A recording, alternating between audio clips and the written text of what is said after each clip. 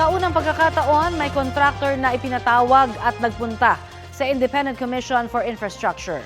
Update po tayo sa ulat on the spot ni Joseph Morong. Joseph?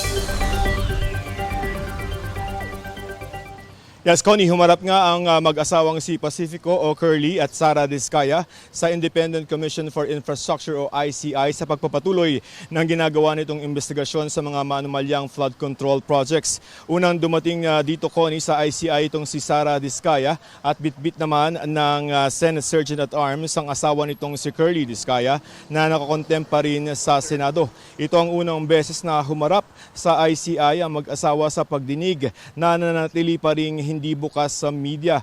Tikom ang bibig ng mag-asawa sa mga tanong ng media, pero ayon sa abogado nila na si Attorney Cornelio Samaniego III ay humihingi ng mga dokumento ang ICI. Kahapon, Connie, halos buong hapon sa hearing ang umano'y mga kasabwat na mga Diskaya na sina dating DPWH engineers Bryce Hernandez at JP Mendoza. Ayon kay ICI Executive Director Attorney Brian Hosaka ay gusto lamang makatiyak ng komisyon na na-review at na-cross-check nila ang mga testimonya ng dalawa. Babalik pa raw sina Hernandez pero hindi pa sinasabi ng ICI ang schedule ng dalawa. Samantala ay pumirma ng kasunduan na makipagtulungan ng ICI sa Anti-Money Laundering Council o AMLC. Ang AMLC ay nakakamonitor ng mga assets sa bangko at naglalabas ng freeze order at humihingi ng freeze order sa Court of Appeals. Ayon kay ICI Chairman Justice Andres Reyes Jr., ang kooperasyon ng dalawang ahensya ng gobyerno ay para labanan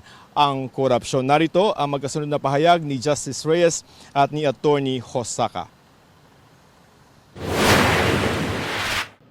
Common sense dictates that the law and the strong institutions must stand together as a unified team to address corruption.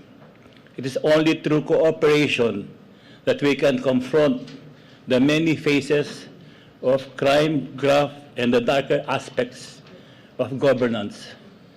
Thus, today's memorandum of agreement is not a mere formality. It is a firm dedication of our shared resolve to root out corruption and defend the trust of the Filipino people. No particular focus. I guess the commission just wants to make sure and probably in a way review and make sure that their testimonies are accurate. It's like pretty much like cross-checking. Connie, inaasahan sa mga susunod na sandali ay lalabas na itong mag-asawang Diskaya matapos ng kanilang pagtestigo sa ICI at nakaschedule din ngayong araw itong si dating DPWH Undersecretary Roberto Bernardo. Connie? Maraming salamat, Joseph Morong.